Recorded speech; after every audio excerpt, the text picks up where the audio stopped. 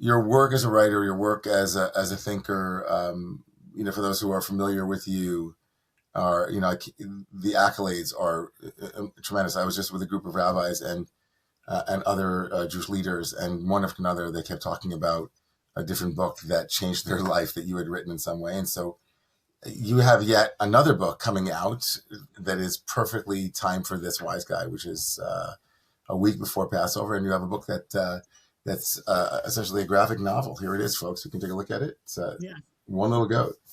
I mean, Passover catastrophe. Exactly. Right. Yes.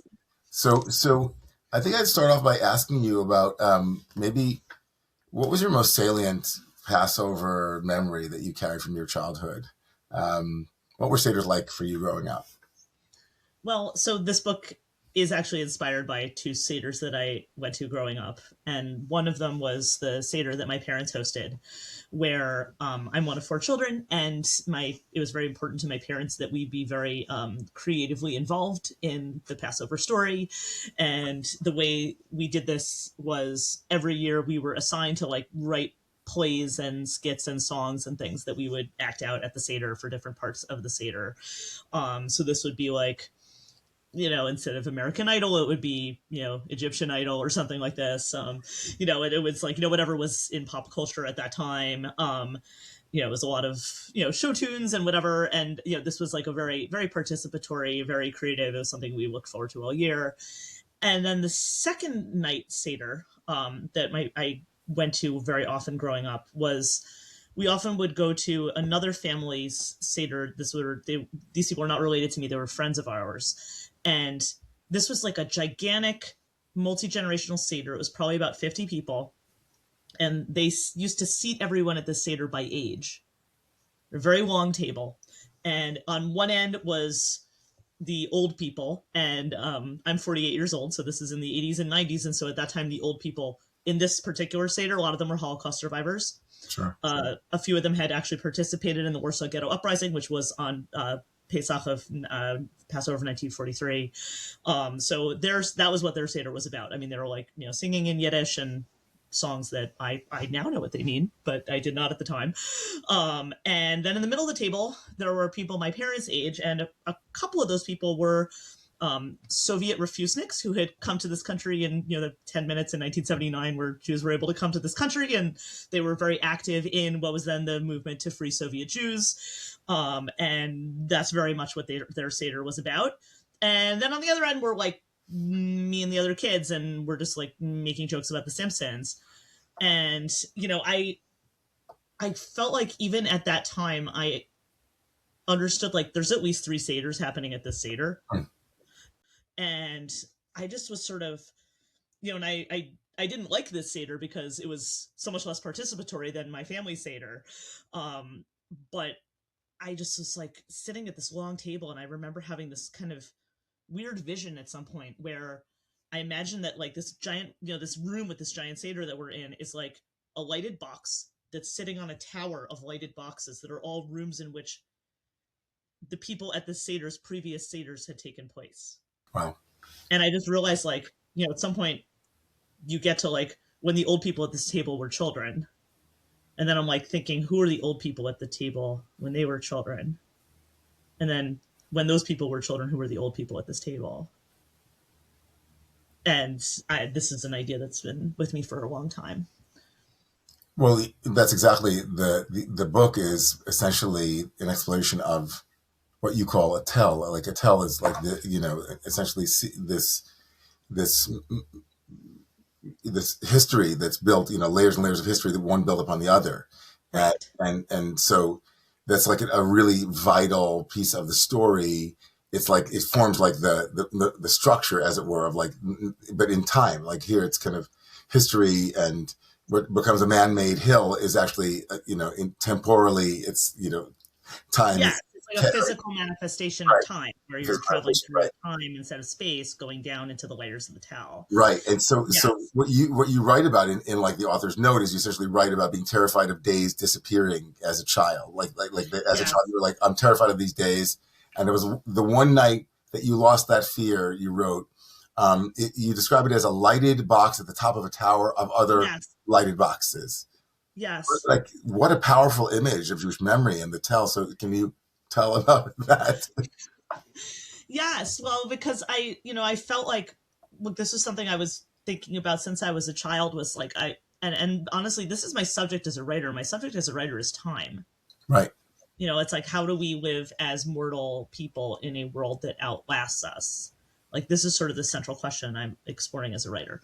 And, when I was a child, I was really fascinated by this. I wouldn't have been able to articulate it this way, but I was like fascinated by this Jewish idea of memory, because it seemed to me like here suddenly in this tradition I discovered like thousands of years worth of people who appeared to have solved this problem, Hmm.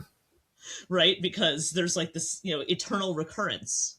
And that's the to me this like story, this Oh, yeah, the lighted box. Yeah. the mythic time, like, yeah. Yes. Well, I mean, it's like there's this Jewish historian Yosef Chaim Yerushalmi in his book Zachor, which is about this question of Jewish memory and Jewish history, and his argument in that book is that the Jewish perspective on the past is one of memory rather than history, and the way he expresses that, there's one line where he says, from the Jewish perspective, he says, the past was not a series of events to be contemplated at a distance, but rather a series of situations into which one is existentially drawn.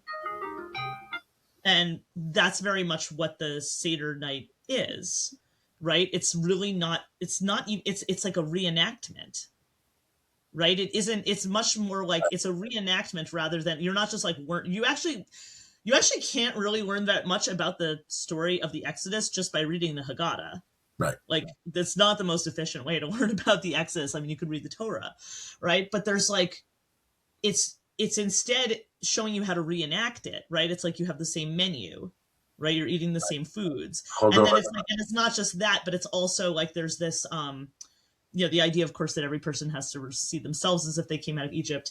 But then even the idea of previous Seders is included in the traditional Seder, right? It's like just 10 seconds into the Magid section, the storytelling part of the Seder in the traditional Haggadah, it's interrupted by, we have to hear about like the Seder of like Rabbi Akiva and these rabbis in Bnei Brak. Like, why do we suddenly have to hear about their boring Seder? Like, I'm at my own boring Seder, right? It's like, well, because their boring Seder is part, and then like now suddenly their boring Seder is part of your boring Seder, right? I mean, like, my goal has always been to like make the Seder not boring, and that was my parents' goal. That's now my goal. I'm a Seder host, but this is sort of what's so interesting to me about it, though, is that there's that sense of like, the night of the Seder is like much more similar to previous Seders than it is to like, Tuesday night the week before. Right. Right. Like, or like you said, right. Yes. Like when you're, it feels more similar to other Seders. And that to me is like, what's so astonishing about it is you do have this, like, it's this portal through the tell, right? It's this, you're traveling through these layers of the past. So, like, so many things that come out of that for me. But before I ask the question, I want to ask you a question about that, what you just said. But I also want to just, the meta question I have for you is what role the kind of, it's such an interesting voice that you have. I'm familiar with your work, but also listening to you. Like, what role does pointing out boredom, or like there's certainly a role here in the message where you essentially name. And it's accessible for people. You're naming what most people's experience is first, but then you're also pointing beyond it and saying that same boring Seder, like, I'm with you. It was boring, and I don't want to elide over that. And like, let's name it. It was like, and part of the graphic novel also was kind of like the sense of what a kid's looking at this thing, it doesn't get it. But the great reveal of the book, of course, is to say that what we find boring, which is so common, is really much more profound. And so, like, when you name that, are you naming it because you still think it's boring? Or like you're just kind of like meeting readers and listeners? No, you're not there any longer, not right? Not at all. No, I mean, this is so, like, what's so funny about this is I've been, my parents did this, and I have spent my entire adult life as a person who leads and hosts the Seder, designing a Seder where there's not a second of any part of my Seder that is boring. And my Seder is a full traditional Seder where we read every page of the Haggadah, and there's not a single second that's boring. And we achieve this through special effects. I could say more about that, but it's a very, like, it's like a Vegas level Seder, and I've done that deliberately because I feel like it's this deliberate attempt because there's so much of the design of the Seder that's about engaging intergenerationally. Right. right? And that's the point where, for a lot of people, that is the point where the part about boredom sets in, right? I mean, and that was why in my parents' theater growing up, it wasn't boring. It was very exciting because I had this role, right, as a child. Like, it was, I had this creative piece I was bringing to it, not just reciting the four questions, but like, making up these stories and these skits, and we would be very excited to perform this for our, for the guests. And that was what was, quote, boring about this other Seder we used to go to, was that you had the division of the generations was what was boring, right? Because it's like, the old people are having their Seder and the middle-aged people are having their Seder and the kids are having, it's like the kids table. And it was not, that was, that divide was so pronounced, that they had not successfully bridged that divide. Maybe, I don't know if you can at that size, but Right. I've deliberately designed it to be engaging. But what I appreciate is that there's a lot of people who struggle with this. And so that was sort of the premise of the book going in, is, well, I could say more about the plot of the book, but it's, the idea of the never-ending Seder is a central point of the plot. Right. Which is great because you could have named like the experiences for people that it goes on and on and on and on. But why did it take you so long? Speaking of things that go on and on, like you've been circling around time for so long, and this has been an idea that was alive for you as a child. So what do you think was the reason it took you this long to write this book? That's an interesting question. So I think that I've been trying to write this book and all my other books and not succeeding. So like all my books are about this concept of time in Jewish life and trying to find a way of some kind of way to access this historical consciousness, right? Which I think is so prevalent in Jewish life and quite frankly often alienating or not present in American life. I think there's a big tension there between American culture, where we have this sort of national mythology that it's supposed to not matter where you came from, right? It's not supposed, it's supposed to not matter who your parents are and what your background is. What matters is what you do with the opportunities you have in this country, right? That's like the opposite of the founding legends of Judaism, which are like, we all see each other as ourselves as if we came out of Egypt and we all were standing at Sinai. So I was always writing into this tension. Like all my books are about this idea, and I just try to explore it in different ways. So I have a book called Eternal Life that's about a Jewish woman who can't die. And she's been alive for 2,000 years. And, she's in this situation because of a vow she took in the Second Temple in Jerusalem, and the temple gets destroyed. She can't get out of the vow. So that's sort of like, I turned this idea into a person.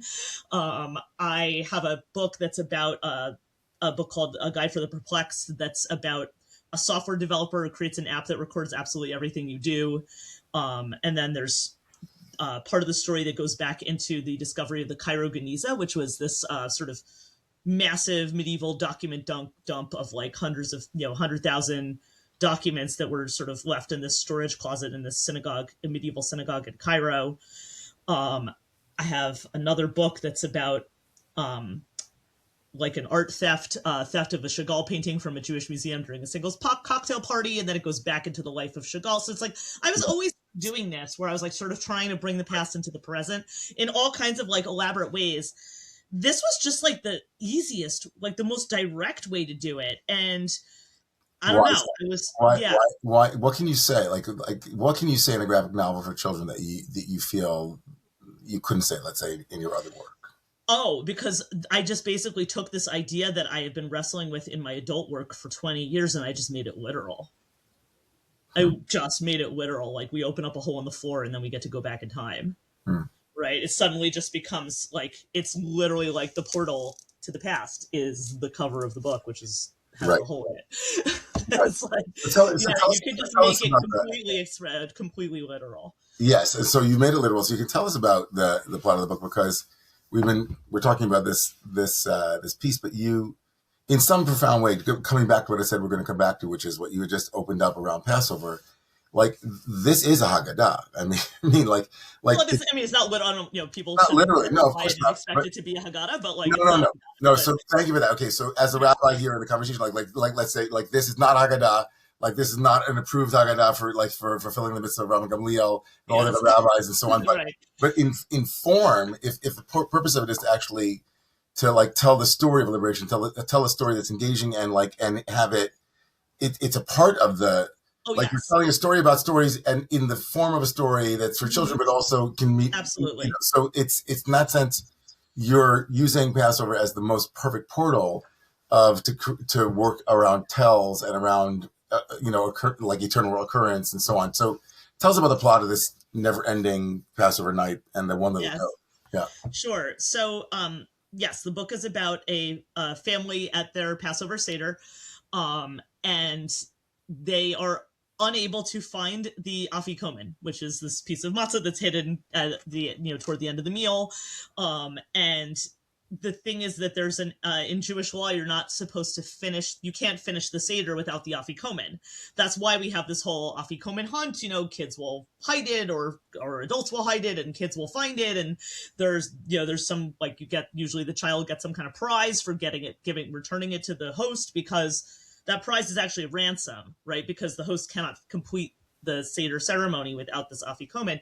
So this family can't find their afikomen, and so as a result, the Seder cannot end, and they are trapped at the Seder for 6 months. Which is how a lot of people feel at their Seders, Right. perhaps not me, but many people. The The mother is and like so one of the mother's 3 months pregnant when it starts, and by the yes, and then she's like 9 months pregnant. Like, yes, the pregnancies are I just love progressing. the idea. I love this idea. It was so great. Yeah. Yes, it's like, they're driving each other nuts, and it's like the Seder cannot end, and then Her hair grew. yeah, the hair is growing long, and there's the great grandma, the 99-year-old great grandma who survived the Warsaw Ghetto, and all she ever says is, "You're doing it wrong. You're You're doing it doing it wrong. wrong." You're doing it wrong. And there's always someone at the Seder who's the person who keeps telling you that you're doing it wrong. At my Seder, it's usually me. Maybe it's you at yours as well. But yeah, so there's like the old lady who keeps telling you you're doing it wrong. It's like everyone's driving each other nuts. 6 months in, there's a knock on the door, and of course, this family has 4 children. Wise, wicked, simple, and can't ask, like the 4 children in the Haggadah. The wise child, so-called wise child, goes to answer the door, and he discovers it's a talking goat. And this goat says, "I'm the scapegoat. I'm the reason for all of your problems. I can help you find the afikomen." And the kid's like, "Great, where is it?" And the goat's like, "No, no, no, no, no, not where. When?" And the goat then explains to him that while they've been sitting at this never ending Seder, thousands of years of previous Seders have accumulated underneath their Seder, like that archaeological tell we've been talking about. And he now has to travel down into those previous Seders to find his afikomen and bring his Seder to an end. So it becomes like this journey through Jewish history. And so I read this to my 9-year-old, and he was completely transfixed on that story, and also meeting, like walking inside of the Haggadot. Like there's a part of the story where they're walking inside of medieval Haggadot, Yes. and so it's kind of like it works on so many levels, because as an adult too, it's stretching my mind, and it's kind of it's bringing us through the whole door Like in every generation, you have to imagine that you lived through, but like we're also in every generation imagine that you are also having simultaneous freedom meals with all of these others and people throughout time, and Jewish history. It's amazing. It's Yes. profound.